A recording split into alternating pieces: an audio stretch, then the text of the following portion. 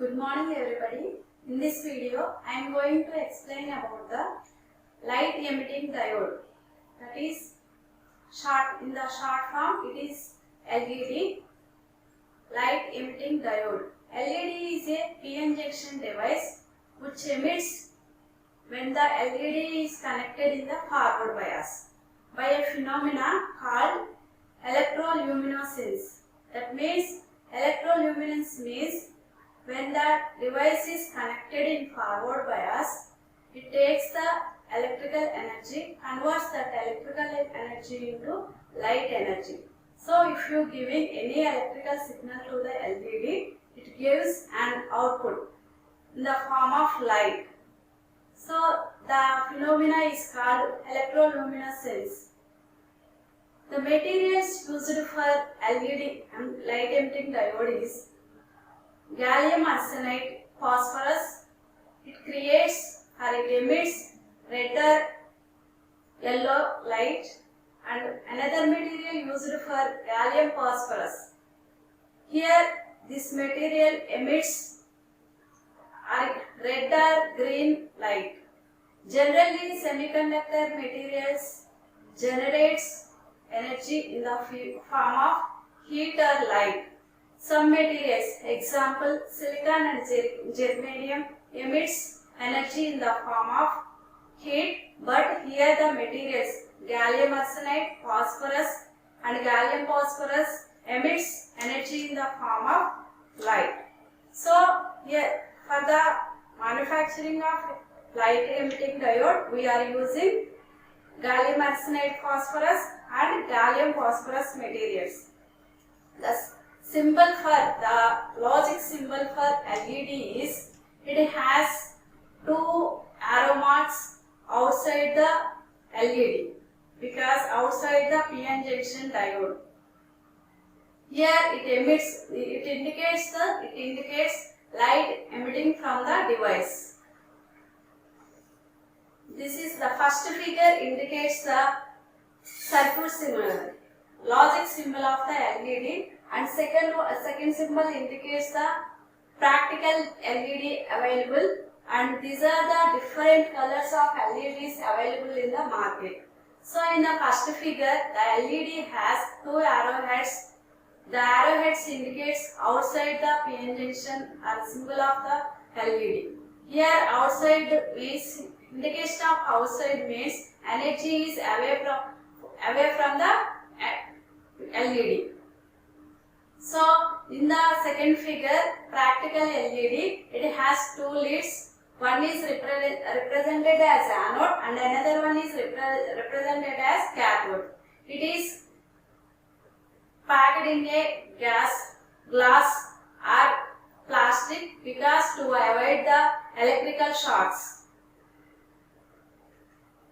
The constructional diagram of a LED is, we are taking metal, first we are taking N-type material, that is before that we are providing a metal to provide connections to the device. That means we are providing metal to form a cathode connection. After metal we are providing N-type material, that is in the process of epitaxial. After that we are adding P-type material to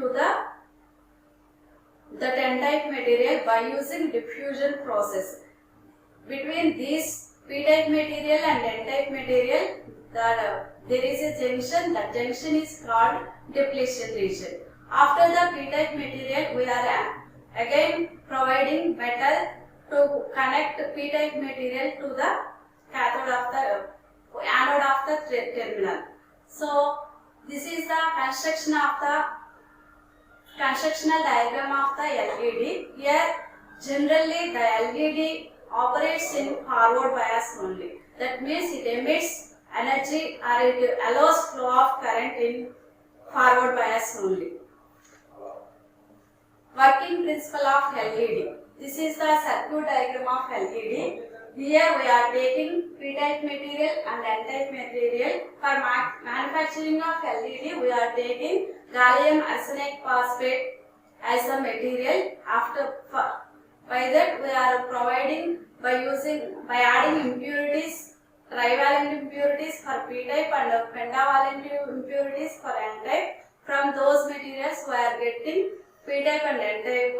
After that, for that p-n junction diode we are providing connections in the forward bias. Here the forward bias means we are connecting positive terminal of the battery to the p type and a negative terminal of the battery to the n type. At that time, the holes in the p type material is repelled by the positive terminal of the battery, because here both the materials, both ones has same type of carriers, that same type of charge carriers, same type of polarities. That's why, that means p type holes has positive charge and a negative terminal also has positive charge. So due to the repulsion, the holes in the p type are repelled by the negative terminal of the battery and it moves towards the junction, and electrons in the n type material repelled by the negative terminal of the battery and moves towards the junction. Due to this one, there is a recombination occurs. That means electron hole pair is created.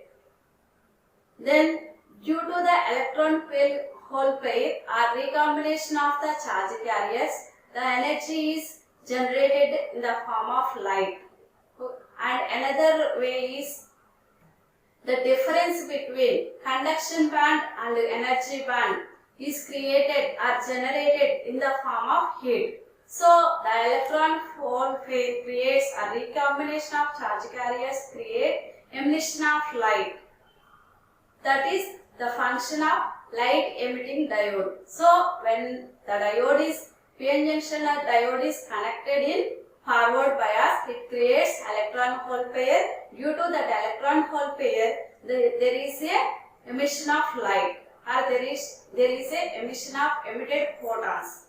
Okay, from at that time what is happening? The electrons in the n side moves towards the p side and the holes in the p side moves towards the n side. At that time they creates a electron hole pair. Due to electron hole pair, the light energy is emitted in the form of light. It creates visible light. So if you use gallium arsenide as the material for manufacturing of LED, it creates invisible light. So we can't see. It creates light, but it is invisible to see us. Invisible to see. Okay.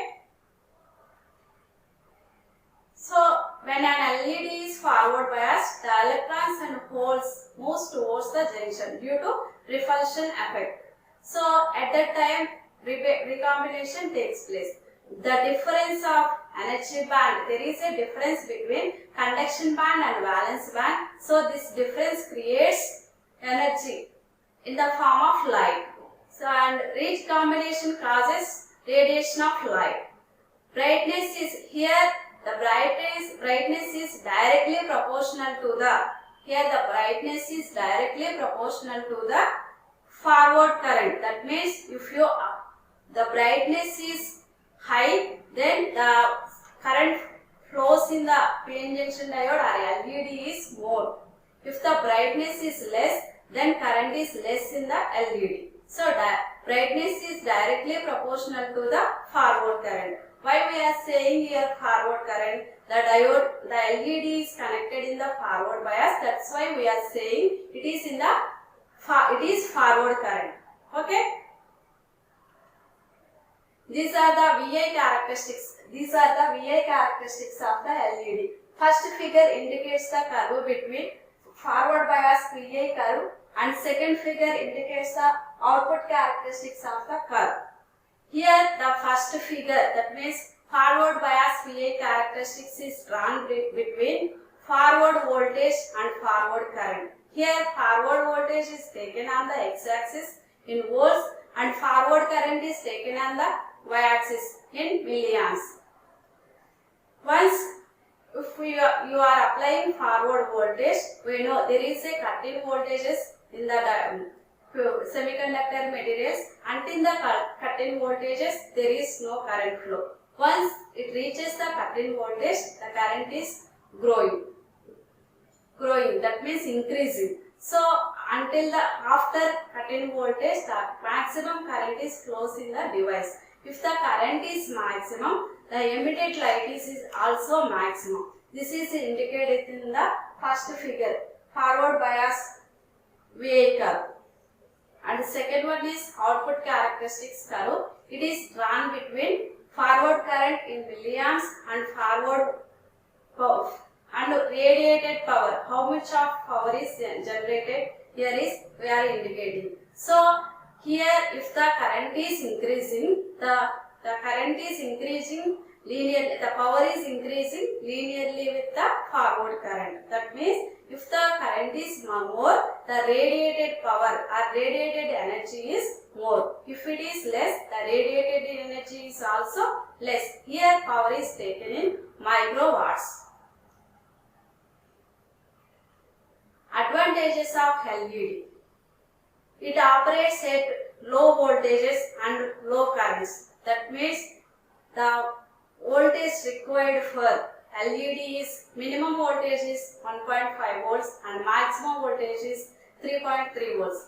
Between these voltages the LED can operate. And second one is for general applications of voltage ranges, it is said to be 1 to 2 volts. And total output power will be less than 150 milliwatts. From 10 milliwatts onwards, it will be works. The maximum power required for the operating of LED is 150 milliwatts. Here, the response time of LED is very less. That means it nanoseconds. It responds within the very fraction of seconds. That means in the nanoseconds. The device does not need any heating or warm-up time. That means it immediately gives a response. The miniature in size. If you see, many of the people see the size of real-time LEDs. They are small in size. Due to small in size, the weight is also light. It has light weight. It has a rugged construction, so we can use anywhere and easily. An LED has a lifespan of 20 years. Nearly, it has 20 years lifespan when compared to the bulbs, tube lights, etc. It has long life. Applications of LED. Here the main LED has more number of applications we are seeing day-to-day life. It can be used in burglar alarm systems, that means theft alarm systems, and it can be used in picture phones, that means video phones, or it can be used in cell phones to as an indicator to indicate the power of the battery or charging of the battery. For that we are using LEDs in the cell phones and multimeters. In multimeters to indicate the meter is reaches the power is reaches the meter or not by using LED as the indicator. And we also use it in calculators. Here in calculators it is used to represent 7-segment display. That means it can display 0 to 9 digits one at a time or one time. So this can be used in the calculators also in digital meters to represent the values of corresponding values of the digital meters, and these are used in the microprocessors to indicate the flag resistors, status of the flag resistors, different flag resistors. And these can be used in the digital computers, because generally in digital computers, not only in digital computers that use data is binary data. Here to indicate, here binary data is in the form of 0 or 1. So to indicate the either for here 0 means off state of the LED and 1 means on state of the LED. To represent those values we are using LEDs in the digital computers, and we can use electronic telephone exchanges also. We are using LEDs, and we are using LEDs in the electronic panels to represent as indicators and to display the values of the meters or panels, and this can be also used in the digital watches to indicate the time in the in digital format, that means in the numbers format. That's why we are using LEDs in the digital watches. These can be also used in the solid state video displays to represent any type of data or values. We are using LEDs in the solid state video displays, and these are also used in the optical communication systems to represent different values or to represent different signals. These are the applications of LED.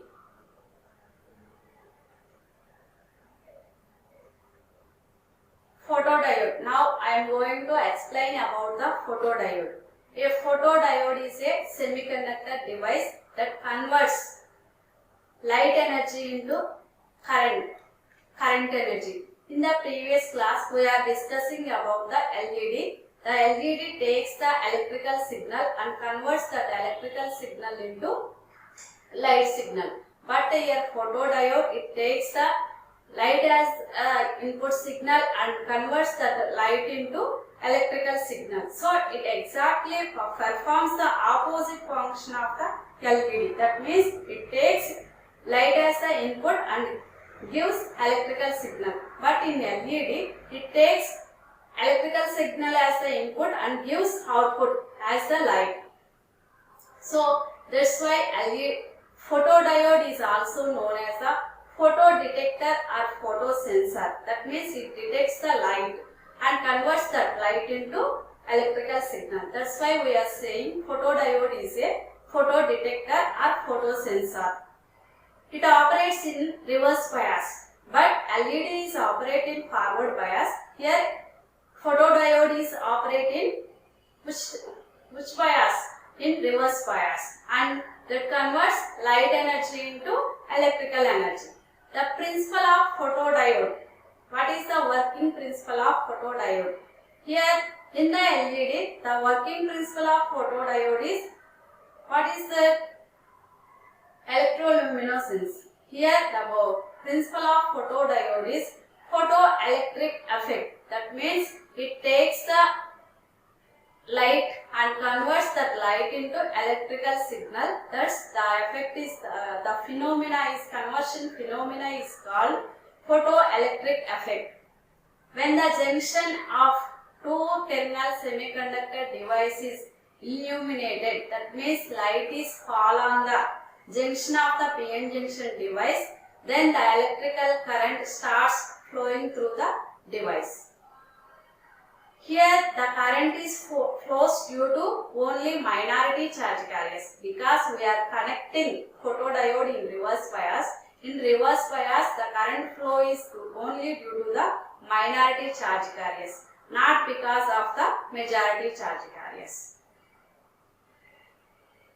This is the circuit symbol or logic symbol of the photodiode. In figure 1, it is the logic symbol, and it is in figure 2, it indicates the practical photodiode, generally available photodiode. In practical logic symbol, the arrowheads, 2 arrowheads inside the photodiode, because it receives the light energy and converts that light energy into electrical energy. That's why the circuit symbol is source like that. In practical photodiode, it has a lens at the middle. That lens allows the current to penetrate onto the PN junction. So due to the penetration of light and it's falling on the junction of the photodiode, then due to falling of the light and PN junction, there is a current flow. Construction of photodiode. Here we are taking at the top and bottom metal contact to provide positive and negative potentials, positive and negative, connecting positive and negative terminals, and we are taking N-type and P-type layers, P-type materials, and between these two there is a region. That region is called depletion region. So it has at the middle it has a lens. That lens allows the light to fall on the junction. Remaining area is covered or is coated with some color or black color, because it restricts the flow of light in that area. So to fall light on the junction, we are providing a lens. That lens allows the light to fall on junction. Operation of photodiode. Here the photodiode is connecting in the reverse bias. That means the negative terminal of the battery is connected to the P-type material and the positive terminal of the battery is connected to the N-type material. Then the positive terminal, the holes has positive charge and it is attracted by the negative terminal of the battery towards the battery and away from the junction. And in N-type material, the electrons are majority charge carriers. These electrons are attracted by the positive terminal of the battery towards the battery or away from the junction. So the depletion region is increasing here. At that time, while they are moving, if there is no voltage is applied to the photodiode, there is a current flow. That current flow is due to the minority charge carriers. In the P-type material, the minority charge carriers is electrons and the majority charge carriers are holes. In P-type,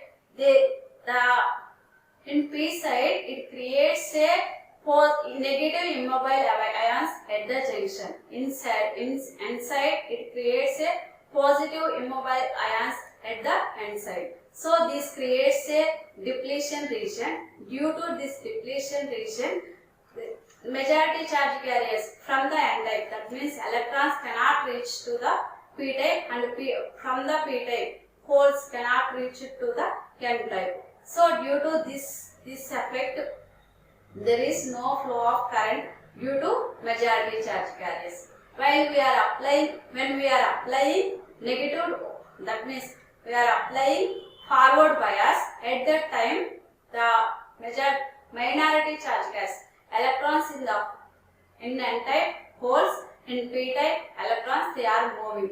Due to this movement of electrons and holes, electrons from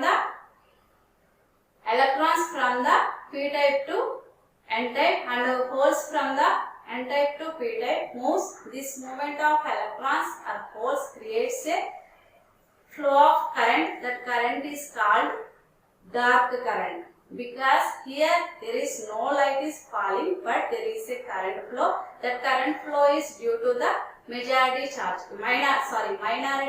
carriers. So operation of photodiode. The photodiode operates basically in two modes. One is photovoltaic mode and another one is photoconductive mode. Photovoltaic mode is also known as zero bias mode. That means here no external signal is applied, no external reverse potential is applied to the device. That means under zero bias conditions or no bias conditions, the flow of minority carrier will be takes place when the device is exposed to light. In the photoconductive mode, when a certain reverse voltage is applied to the device, then it behaves as a photoconductive device. That means it allows the flow of current through them. Here an increase in the depletion width is seen because the electrons in the N-type moves towards the positive terminal of the battery and holes in the P-type moves towards the negative terminal of the battery. Due to this, the depletion width is increasing. Operation of photodiode. The magnitude of the current depends on the value of the current depends upon the number of charge carriers. generated in the PN junction photodiode or PN junction diode. And it also depends on the magnitude of the current also depends on the light falling on the junction of the frequency of the light falling on the junction. That means intensity of the light falling on the junction. If intensity is high, the current flow is high. If intensity is low, the current flow is low. At the same time, the charge carriers is more. The charge carriers generated in the PN junction is more, then the magnitude of the current is high. If it is less, the magnitude of the current is also less. So this affects the magnitude of the current. The magnitude of the current under large reverse bias voltage is given by I equal to Is plus I naught into 1 minus V by eta Vt. If you remove Is, it is the current equation of current diode equation in reverse bias. That means I equal to I naught into 1 minus e power V by eta Vt. This is the diode current equation in reverse bias. For that we are adding Is. Is is the short circuit current or reverse saturation current, that is due to the minority charge carriers. So total diode current in photodiode is I equal to Is plus I naught into 1 minus e power V by eta Vt, where I is the current and Is is the short circuit current, which is proportional to light intensity. That means if light intensity is more, then short circuit current is more. If it is less, then short circuit current is also less.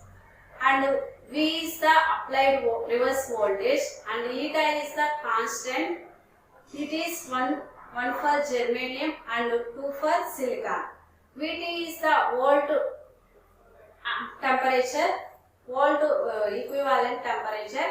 It is Vt equal to temperature by 11,600 at room temperature. Vt equal to, if you substitute the value of T equal to 100, then you will get Vt equal to 26 millivolts.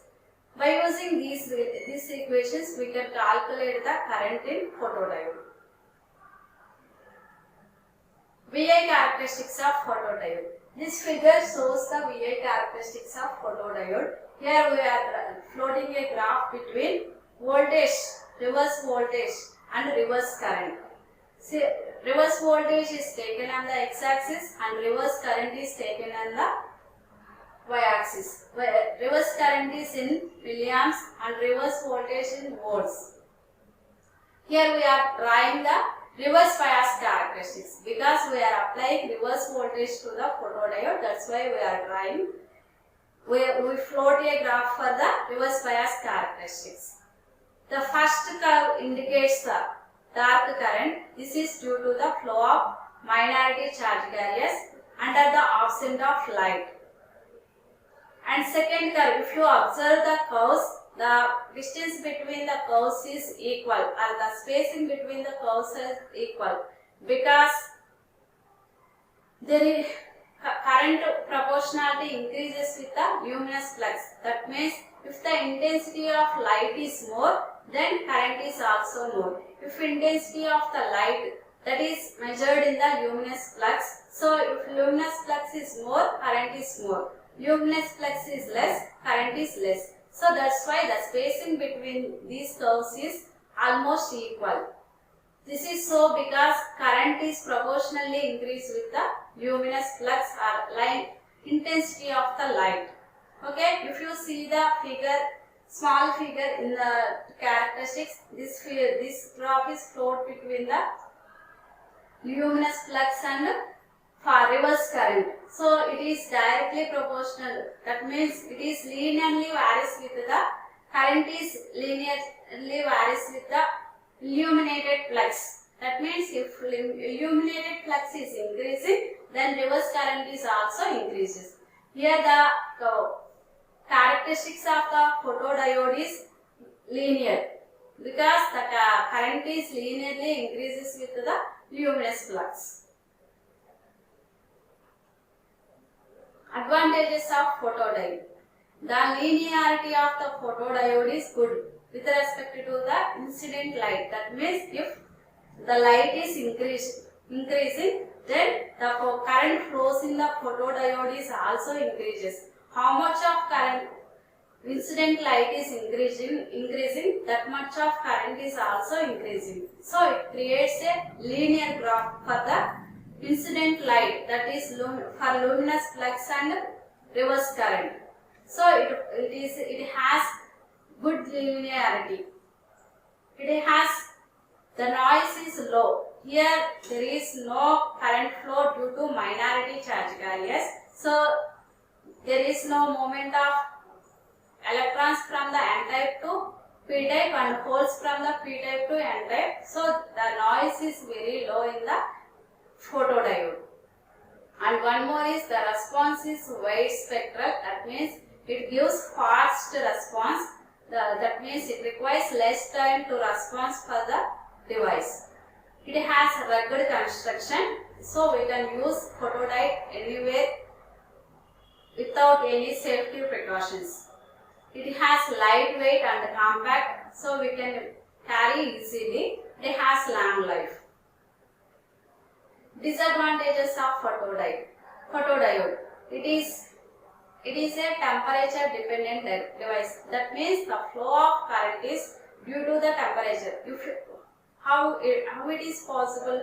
If you are applying current, then if you are applying light, then due to that light the temperature is increasing. Due to the temperature increasing, the recombination of the charge carriers takes place.